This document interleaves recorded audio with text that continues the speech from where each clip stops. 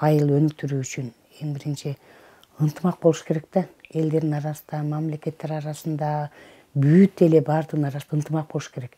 Ынтымак болсо бир ишти жасап кете аласың. Экинчи, ошол жаштарды кармап калууга шарт түзүш үчүн долбоорлорду тартыш керек. Ар кандай таза суу болобу, жеке ишкерлик болобу, аялдарга ылайыкташтырылганбы, жигиттерге ылайыкташтырылганбы долбоорлорду алып келиш керек.